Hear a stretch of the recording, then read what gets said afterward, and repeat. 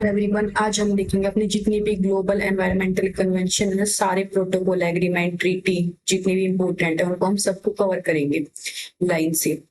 क्योंकि कई बार क्या होता है, हम एक ट्रीटी याद कर लेते फिर दूसरी फिर कंफ्यूजन हो जाती किस में क्या था। तो इसको हम क्या है, एक में ही सारे को अच्छे से रिवाइज कर लेंगे। तो शुरू करते हैं। देखो, सबसे पहले तो क्या है, कन्वेंशन होती क्या है, ये ना फॉर्मल मीटिंग होती है जहाँ पे सारे कंट्रीज से उनके वहां के लीडर आते हैं, बैठ के बात करते हैं एक पर्टिकुलर टॉपिक के ऊपर, और ऐसा टॉपिक जिससे जो पूरी दुनिया पे जो है ना इफेक्ट हो रहा है। ठीक है, और अगर हमने उस पे सबने मिल के ही काम करना पड़ेगा तभी वो टॉपिक जो प्रॉब्लम है वो सोल्व हो सकती है। देखो, फिर ये बता रखा है क्यों जरूरत पड़ती है ऐसे मीटिंग्स पूरी दुनिया भर में। तो क्या कह रहे हैं कि आजकल मेन ये है कि हमने जो अपना एनवायरनमेंट है उसको बचाने के लिए और जो सस्टेनेबल डेवलपमेंट है उसके प्रमोशन के लिए। क्योंकि जो एनवायरनमेंट है ना, ये हमारा सबका है। ये तो है नहीं कि हम अपना एनवायरनमेंट में बॉर्डर बना लेंगे कि अपने देश में जब हम पोल्यूशन कर रहे हैं और दूसरे में इम्पैक्ट नहीं पड़ेगा। तो इस पे इम्पैक्ट पड़ता है, एक ऐसी चीज है। तो इसलिए सबको मिलके बैठ के जो है मीटिंग करनी पड़ती है टॉपिक्स पे। देखो, इसमें क्या क्या टर्म्स हम पहले देख लेते हैं। कई बार हम इनमें कंफ्यूज हो जाते हैं। प्रोटोकॉल, एग्रीमेंट, ट्रीटी, ये क्या है, सेम है। इनका मतलब क्या होता है कि लीगली बाइंडिंग है, कि इनमें जो रूल बना दिए ना कि हाँ हमने ये करना है, तो वो हर कंट्री ने करना ही पड़ेगा। जो रूल उन्होंने बना दिया कि आपने इतनी एनर्जी यूज करनी है तो इतनी ही यूज करनी पड़ेगी, जो भी वहां पे मीटिंग में सारी कंट्रीज जाती है। और फिर रेटिफिकेशन का मतलब क्या होता है कि वो कंसेंट दे देते हैं कि हाँ हाँ हम ये ऐसा कर लेंगे। लेकिन ये कोई एकदम ये नहीं है कि हाँ हमने ये करना ही करना है, जितना हो पा रहा है काम उतना कर लिया। ठीक है, अपनी अपनी क्षमता के अकॉर्डिंग। कोई पुअर कंट्री है तो अपने अकॉर्डिंग करेगा, कोई एकदम अच्छा डेवलप्ड है तो वो अपने अकॉर्डिंग करेगा। ठीक है, फिर देखो, ये है अलग अलग लिस्ट कन्वेंशंस की जो हम देखेंगे अब सारी। सबसे पहले तो अपने 1971 में रामसर कन्वेंशन, फिर 72 में स्टॉकहोम, फिर 73 में वॉशिंगटन कन्वेंशन आ गई थी, फिर 85 में वियना, और फिर 89 में बासेल कन्वेंशन। ठीक है, तो अभी इनको देखते हैं हम डिटेल में। फिर ये और है, देखो 1992 में अपनी अर्थ समिट आ गई थी, ये यूएन की कॉन्फ्रेंस हुई थी। ये बायोडाइवर्सिटी पे हुई थी एक तो नैरोबी में, फिर हुई थी अपनी क्लाइमेट चेंज पे न्यूयॉर्क में, फिर 98 में हुई थी ये रोटरडैम में, 2001 में फिर से स्टॉकहोम में, और ये हुई थी अपनी पीओपी, हमने खूब पीओपी सुनते हैं ना उसके ऊपर। फिर 2002 में ये हुई थी सस्टेनेबल डेवलपमेंट के जोन्सबर्ग, साउथ अफ्रीका में। फिर है 2012 में सस्टेनेबल के ऊपर फिर से रियो में, और फिर 2016 में अपने फाइनली पेरिस एग्रीमेंट। अब देखो, सबसे पहले अपनी आती है रामसर कन्वेंशन 1970। ये है अपनी वेटलैंड के ऊपर। वेटलैंड क्या होता है, जैसे कोई एक एरिया होता है ना जहाँ पे पानी भरा रहता है हमेशा। मान लो लो लैंड, आपने ना वो कोई नहर है ना वो कोई तालाब है। तालाब एक टाइप का कह सकते हैं जिसमें हमेशा पानी भरा रहता है, काई वगैरह छोटे छोटे बर्ड वगैरह आते रहते हैं वहां पे माइग्रेटरी, और छोटे छोटे वहां पे एनिमल्स वगैरह मिलेंगे, कोई ज्यादा मेजर बड़े टाइप का नहीं मिलता। तो वो क्या है, पहले हम यही सोचते थे क्या ये तो बेकार फालतू का एरिया पड़ा हुआ है, इसको बचाने की क्या जरूरत है। लेकिन बाद में हमें क्या है रियलाइज हुआ कि नहीं, ये जो है ना बहुत ही इंपॉर्टेंट काम करते हैं। एक तो देखो वहां पे पानी स्टोर हो रहा है, मान लो एक्स्ट्रा कभी आगे बारिश ज्यादा हो तो फिर वो क्या है जमीन में वहां पे जाने का काम कर रहा है। और ऊपर से हमारे वहां पे बायोडाइवर्सिटी अलग अलग टाइप के वहां पे बर्ड्स और एनिमल्स वगैरह भी जो है, फिश वगैरह डेवलप कर रही है। ठीक है, तो वो हमारे लिए बहुत इंपॉर्टेंट हो जाते हैं। इसीलिए जो है ये कन्वेंशन बनाई गई वेटलैंड पे। और हमारा वेटलैंड डे कब मनाया गया, 2 फरवरी को। इसमें 169 जो है कॉन्ट्रैक्टिंग पार्टीज थी, और इसमें क्या है उस टाइम पे 2266 रामसर साइट्स मनाई गई। कि मान लो कोई पर्टिकुलर एरिया है ना, उसको नाम दे दिया कि हाँ ये हमारी ऐसी वेटलैंड एरिया है जिसको हम जो है बचा के रखेंगे, खतरे में है। इसका मिशन यही था कि जो हम जितने भी वेटलैंड है ना, आजकल क्या देखते हैं हम कि कचरा फेंक देते हैं। ठीक है, हर जगह कोई नहर भी है ना तो उसमें भी क्या है, कचरा फेंक फेंक के उसको खराब कर देंगे। तो उसको क्या है, हम अपनी वेटलैंड को और उनके जो रिसोर्सेज है ना उनको बचा के रखे बस। फिर देखो, स्टॉकहोम कॉन्फ्रेंस अपनी हुई थी 1972 में। नेक्स्ट, ये जो है अपना फर्स्ट अटेम्प्ट था इंटर रिलेशन में पूरी कंट्रीज के बीच में एनवायरनमेंट को और अपने जो ग्लोबल लेवल पे बचाने के लिए अपने एनवायरनमेंट को। ठीक, और इसके आउटकम क्या निकले थे, United Nation Environment Programme UNEP बनाया गया। ठीक है, सबसे पहले तो यही होता है, ये याद रख लो कि मान लो कोई भी स्पेशल स्टार्टिंग मीटिंग हुई तो पहले तो ये कह देंगे कि चलो एक यूनिट बना लेते एक प्रोग्राम कि हाँ ऐसे हमने काम करना है। तो ये याद रखो 1972 में स्टॉकहोम सबसे पहले हुई थी, तो इसमें ये यूएनईपी बनाया गया।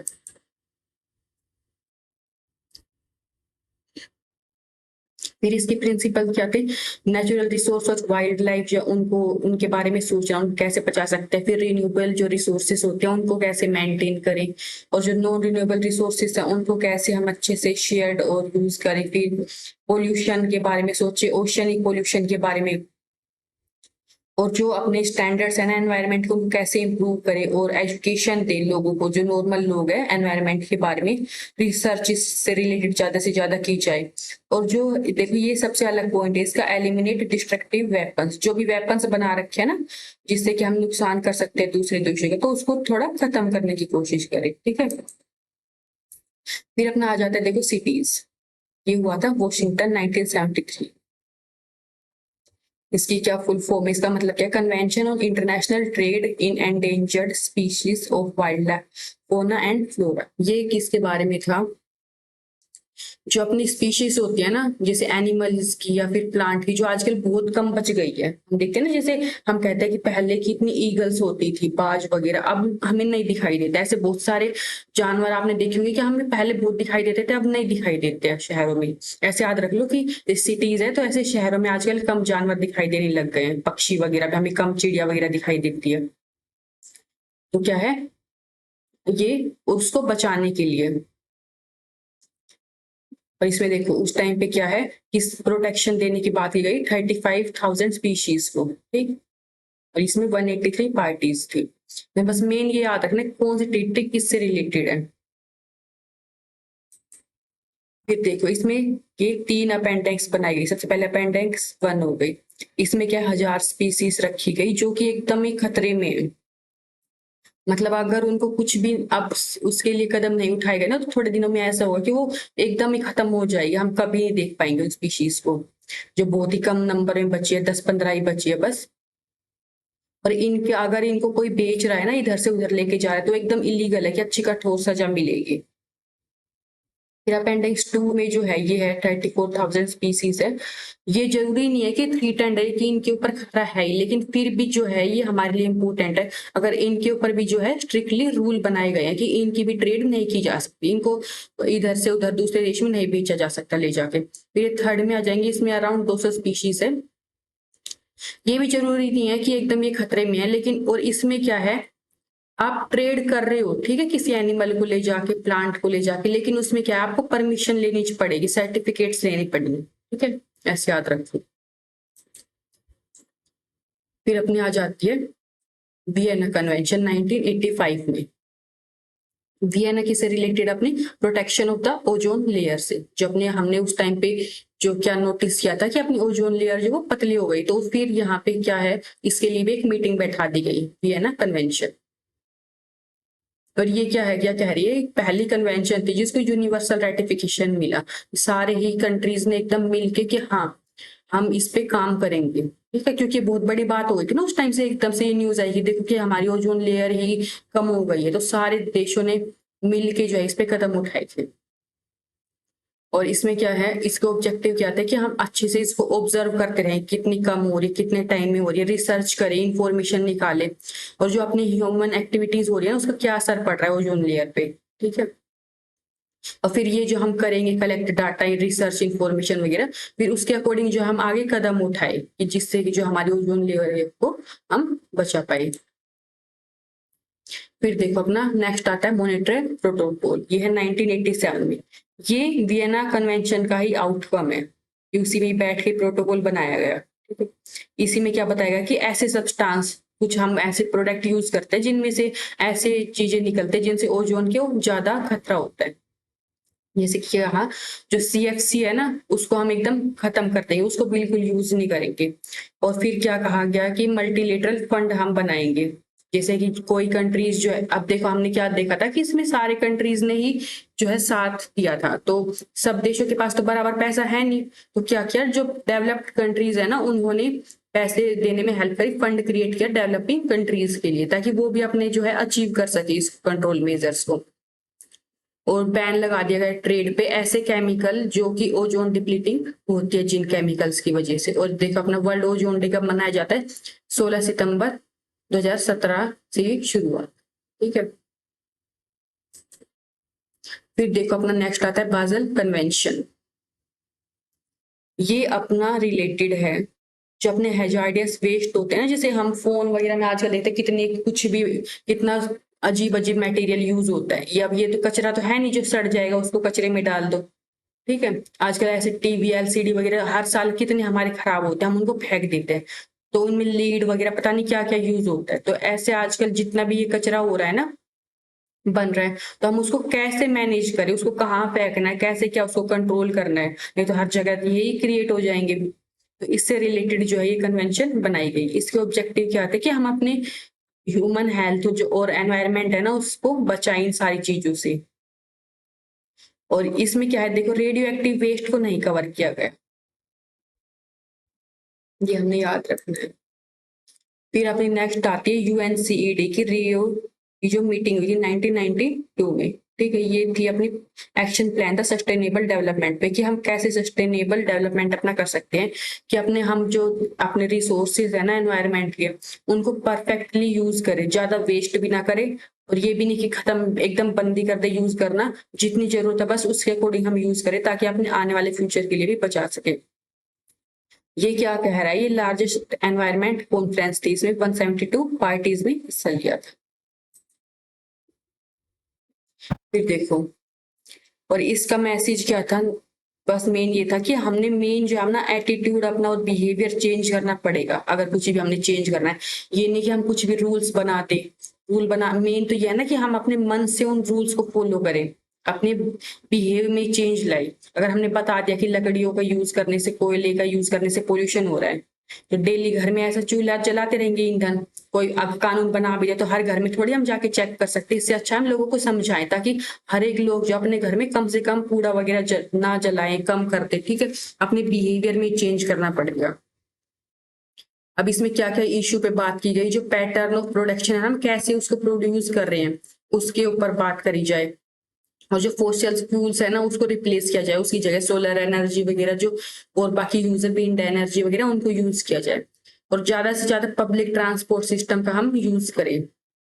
हम आजकल क्या देखते हैं, जो यूरोपियन कंट्रीज है ना उसमें हम देखेंगे ना, अगर जिसमें वीडियोस वगैरह देखते हैं वहां पे नॉर्मली लोग साइकिल्स यूज करते हैं, ट्रेन यूज करते हैं। ये नहीं, अपने इंडिया में तो हर कोई अपनी अपनी गाड़ी लेके निकल रहा है, कितना पोल्यूशन होता है। ठीक है, तो ये बहुत इंपॉर्टेंट है कि हम यहाँ पे भी लोगों को जागरूक करें कि ज्यादा से ज्यादा पब्लिक ट्रांसपोर्ट को यूज करें। ठीक है, और जो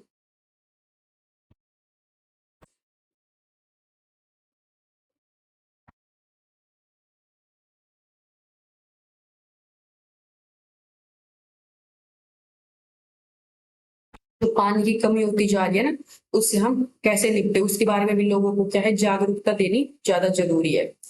सिर्फ रूल्स बनाने से कुछ काम नहीं होगा, मेन इस में मीटिंग में यही बात हुई।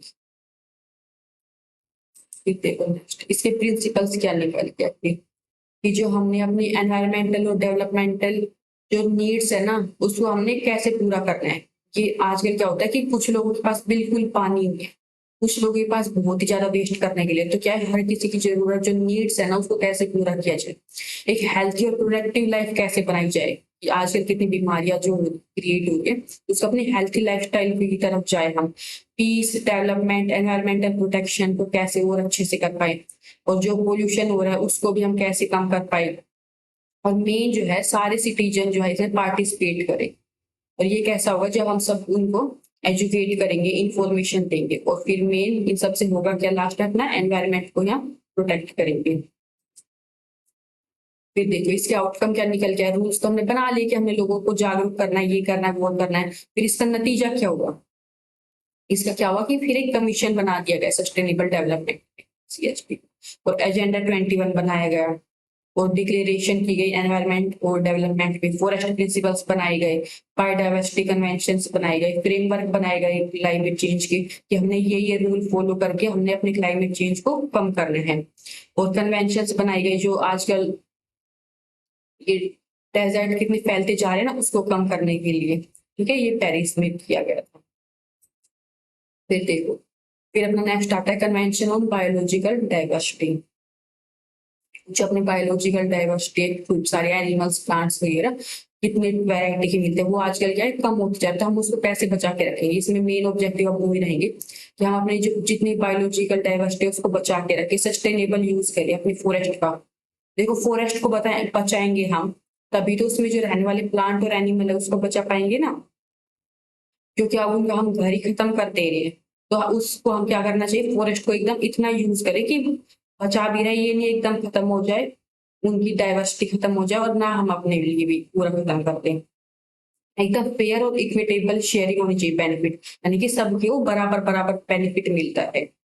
और देखो अपना इंटरनेशनल ईयर ऑफ बायोडाइवर्सिटी 2010 को ईयर को मनाया गया था, ये इंपॉर्टेंट है, ये एग्जाम कई बार आता है। 2010 को हम इंटरनेशनल ईयर ऑफ बायोडाइवर्सिटी मानेंगे। और यूएन डिकेड ऑन बायोडाइवर्सिटी ये 2011 से 20 तक की पूरी जो अपनी डिकेड मानी गई थी बायोडाइवर्सिटी, ठीक है। फिर देखो अपनी कैटरजीना प्रोटोकॉल ऑन बायोसेफ्टी, इसमें क्या बताया गया था कि जो आपने मॉडिफाई ऑर्गेनिज्म है ना उसको कैसे सेफ हैंडलिंग करें, ट्रांसपोर्ट करें, यूज ऑफ लिविंग, और जो अपने प्रोटेक्ट करें बायोलॉजिकल डाइवर्सिटी को, ठीक है। ये भी सेम वही बात हो रही है, जो एक जगह से दूसरी जगह अपने लिविंग ऑर्गेनिज्म को ले जाते हैं ना उसको कैसे अच्छे से ले, उसके ऊपर रूल बनाया जाए, ये नहीं कि इलीगल तरीके से लोग लेके जा रहे हैं, यूज कर रहे हैं।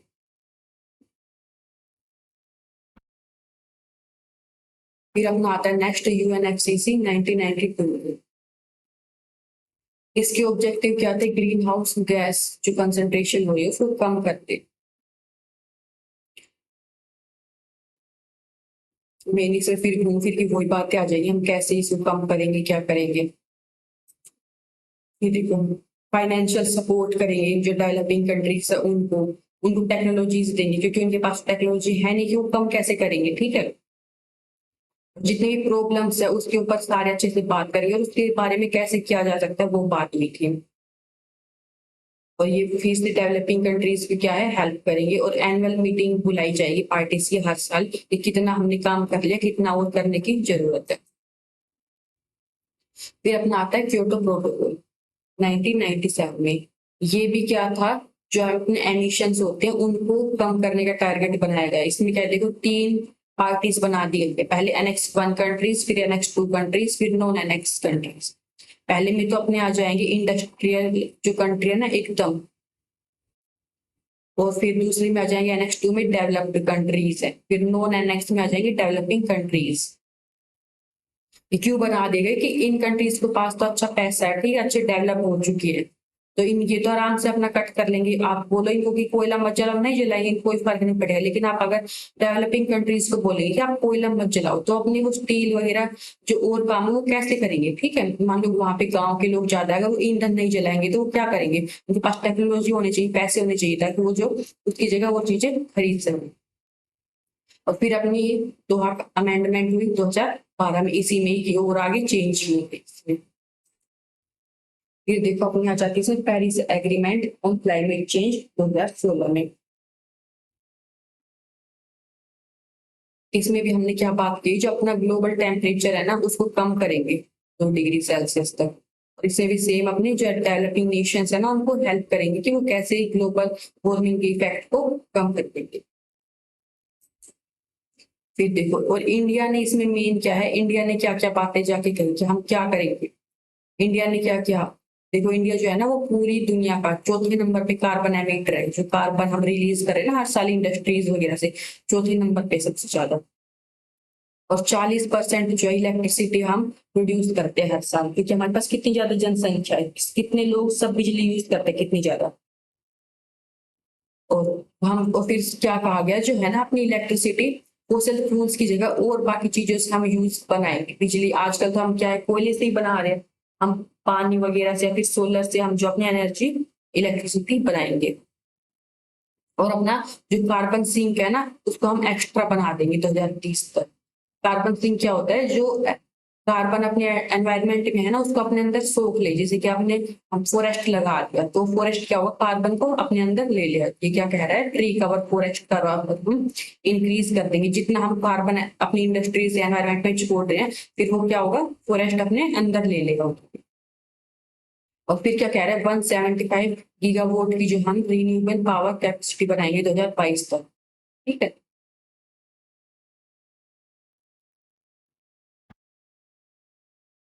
फिर अपनी नेक्स्ट आते हैं रोटरडैम कन्वेंशन 1998। ये भी किससे रिलेटेड है, hazardous chemical pesticide in international trade, यानी कि दो तीन जो एक से ज्यादा देश के बीच में जो ट्रेड हो रहा है ना, जिसमें जो एकदम खतरनाक केमिकल्स है या फिर पेस्टिसाइड्स वगैरह जिनका नेचर के ऊपर हार्मफुल इफेक्ट पड़ता है, तो उसको कंट्रोल कैसे किया जाए। और इसमें क्या है, शेयर्ड रिस्पॉन्सिबिलिटी, सबने मिल के अपनी रिस्पॉन्सिबिलिटी निभानी पड़ेगी इसमें। ये नहीं कि एक कंट्री उसको बैन कर रहा है, दूसरा उसको बेचे जा रहा है, तो वो इलीगल तरीके से जो है होने लग जाएगी। फिर देखो इसके ऑब्जेक्टिव क्या है, जो मेन अपनी ऐसे जो केमिकल्स है हेल्थ के लिए खराब, उसको बचा के रखना, एनवायरनमेंट को भी, ह्यूमंस को भी। और किससे, पीओपी मेन है। देखो यहाँ पे पीओपी ये क्या होता है, ये हार्मफुल केमिकल होता है, उससे हमने बचा के रखना है।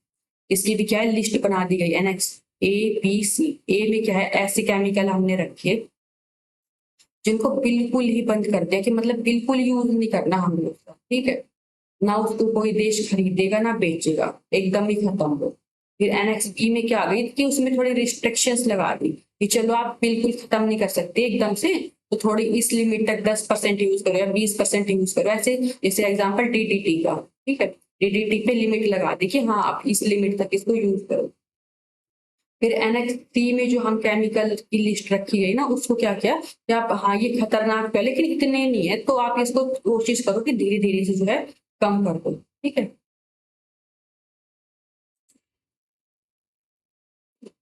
फिर देखो और इफेक्ट क्या होता है पीओपी के, हम इतने बात कर रहे हैं कि पीओपी को खत्म कर दो। इससे क्या होता है, ये जो है ना एनवायरनमेंट में बहुत लॉन्ग टाइम तक रहता है, बहुत कई सालों तक। जैसे जो ये डस्ट वगैरह, ये तो क्या है, एनवायरनमेंट है, बारिश हुई धुल गई नीचे साफ हो गया आसमान, लेकिन ये कुछ केमिकल्स क्या होते हैं, कई कई सालों तक रहते हैं। और हर जगह फिर मिट्टी में भी फैल जाएंगे, पानी में भी, वाटर में भी, तो हर जगह से हमें ये खतरा है। ठीक है, हम सांस ले रहे तो हमारे अंदर जा रहे, पानी पी रहे तो भी हमारे अंदर जा रहे। और फिर ये अंदर जाके क्या होता है, जो हमारे फैटी टिश्यूज है ना, उसमें जाके जम जाते हैं। ये ह्यूमंस के लिए भी खतरा है और जो वाइल्ड लाइफ है ना उसके लिए भी खतरा है। और इससे क्या क्या हेल्थ इश्यू हो जाते हैं, कैंसर भी हो जाते हैं। जो एकदम बच्चे पैदा ही हो रहे तो उनमें पहले से ही डिफेक्ट हो जाता है इनकी वजह से। और ये हमारे जो दिमाग है ना उसको भी एकदम बहुत नुकसानदायक है, हमारे नर्वस सिस्टम, इम्यून सिस्टम, उसके लिए तो कितना ही खतरनाक हो गया, इसलिए इसको एकदम बैन करने के लिए मीटिंग पर। फिर अपनी आ जाती है जोन्सबर्ग कॉन्फ्रेंस 2002। ये भी अपनी किस पे रखी गई, सस्टेनेबल डेवलपमेंट पे, ये हुई थी साउथ अफ्रीका में। और इसको हम क्या बोल देते हैं, अर्थ समिट Rio+10। इसके ऑब्जेक्टिव भी सेम हो जाएंगे कि हम आके बात करें कि हाँ हमने अपने सस्टेनेबल डेवलपमेंट करना है। और जो अंडर डेवलपमेंट है ना, कहीं कहीं पे ज्यादा डेवलपमेंट नहीं हुआ है तो उसको खत्म कर देते हैं, कि उनको अपने बराबर उठाने में हेल्प कर जो कंट्रीज को। और जो बेसिक रिक्वायरमेंट है ना ह्यूमन की, जैसे रोटी कपड़ा मकान, कई बहुत से लोग हैं आजकल जिनको ये भी नहीं मिलता, तो उनको हम ये प्रोवाइड करने की कोशिश करें जो इम्प्रूव करे उनकी लाइफ को। एक तो उन लोगों की जिंदगी भी बेहतर बनाए, उनको प्रोवाइड भी करवाए, और जो अर्थ के रिसोर्स है ना उनको भी हम बचाए साथ के साथ। फिर देखिए इसका क्या नतीजा निकल के आया इस मीटिंग का। इसमें देखो 8 जो है ना अपने डेवलपमेंट गोल्स बनाए गए। सबसे पहले तो अपना देखो एक पॉवर्टी, यानी कि हमने गरीबी हटानी है, एजुकेशन सबको पास पहुंचाने, जेंडर इक्वेलिटी हमने करनी है, कोई भेदभाव ना हो। और जो चाइल्ड मोर्टेलिटी होती है ना, बच्चे पैदा होते ही मर जाते हैं, उसको कम करना है कि ना हो ऐसा। और जैसे मदर जो होती है उसकी भी डेथ हो जाती है बच्चे जब होते हैं, तो उसको भी हमने कम करना। और जो बीमारियां आजकल फैल रही है HIV एड्स टाइप में, उसको हमने कम करने की कोशिश करनी है। और एनवायरनमेंट और सस्टेनेबिलिटी से रिलेटेड जो इश्यूज है उसके हमने काम करने हैं। और फिर अपना एड क्या हो जाएगा कि हमने सारे जो ग्लोबल लेवल पे सबने मिल के काम करना है। ठीक है, अगर याद करना है, कैसे ट्रिक से याद कर सकते हैं? सबसे पहले तो हम, अब मान लो कोई भी एक इंसान है, उसको मेन हमने गरीबी हटाना, फिर गरीबी हट गई, फिर हम उसके एजुकेशन के बारे में सोचेंगे, एजुकेशन मिल गई, फिर हम ये सोचेंगे कि भेदभाव कैसे कम किया जाए, फिर भेदभाव कम हो गया, फिर हम चौथे नंबर पे आते हैं कि बच्चे के बारे में सोचे, फिर बच्चे के बारे में, फिर उसकी माँ के बारे में। ये सब एकदम बेसिक चीजें थी। फिर हम जो बड़ी बड़ी बीमारियां जैसे इसमें HIV एड्स वगैरह, उनके बारे में हम सोच सकते हैं कि चलो ये सोचो कोई मान लो एकदम गरीब देश था, वो कैसे कैसे रूल्स बनाएगा अपने देश में, ऐसे सोचते चलो। फिर सबसे आखिर में वो है अपने पूरे देश की सारी प्रॉब्लम सोल्व कर ले, फिर वो देशों के साथ मिलकर जो है चलने की बात सोचेगा। ठीक है, तो ऐसे हम याद कर सकते हैं। पहले उन्होंने देखो बीमारी ठीक कर ली, अपने प्रॉब्लम से निपट लिए, फिर वो एनवायरनमेंट पे आए, फिर अपने ग्लोबल लेवल पे आए। ठीक है, फिर अपनी आती है UN conference on sustainable development 2012। इसको हम क्या कहते हैं? अर्थ समिट 2012 Rio+20।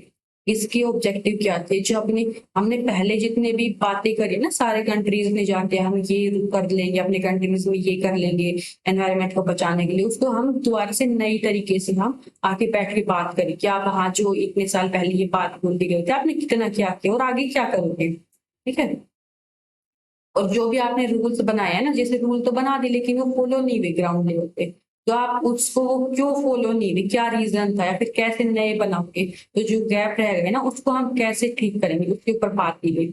और जो जैसे कि पहले कुछ प्रॉब्लम नहीं थी, लेकिन आज क्या होता है हर दिन नई प्रॉब्लम आ जाती है, तो अब कुछ नई प्रॉब्लम्स आ गई है, तो उससे भी हम कैसे डील करेंगे, उससे रिलेटेड भी यहाँ पे बात की गई। फिर देखो इसके आउटकम क्या हो गए, इसमें सस्टेनेबल डेवलपमेंट गोल्स होते हैं ना, जो SDG बोर्ड बार से होते हैं, वो इसमें ही बनाए गए। और फिर इसमें UNEP बनाई गई, लीडिंग जो है एनवायरमेंटल अथॉरिटी है ये।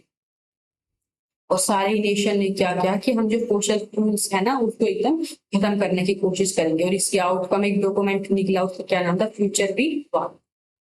इससे भी देखो ये सारे गोल्स है, इसको हमने क्या है अचीव करना है। तो जैसे हमने पहले याद किया था ना, 8वें से ही याद करेंगे। पहले सबसे पहले पुअर्टी गरीबी हटाएंगे, फिर गरीबी हटा के ना हंगर भूख को हटाएंगे, फिर उसकी चलो पहले तो कुछ भी खा लिया भूख मिटाने के लिए, अब जब हमारी भूख भी मिट रही है तो अब हम ये सोचेंगे अब अच्छा कैसे खाएं, थोड़ा और अच्छा खाने की कोशिश करें, अपनी हेल्थ के बारे में सोचें, फिर अपनी एजुकेशन, फिर अपने आ जाते हैं जेंडर इक्वेलिटी। ठीक है, फिर अपनी 6 पे आ जाती है हम पानी से रिलेटेड, और इसको क्या है अलग अलग चीजों से हम याद कर सकते हैं। ये देखो, ये अपने यहाँ पे हम एक्वेटिक फिश वगैरह के बारे में सोचेंगे। ठीक है, ये लैंड के बारे में सोचेंगे हम, इसको हम अपनी अपनी हम ट्रिक बना लेंगे, फिर कैसे याद करना वो। ये देखो सबसे लास्ट में तो क्या आ जाएगा, सारे हम मिल के काम करें एकदम आखिर में, और उससे पहले में एकदम पीस शांति जस्टिस वगैरह बनाए रखे।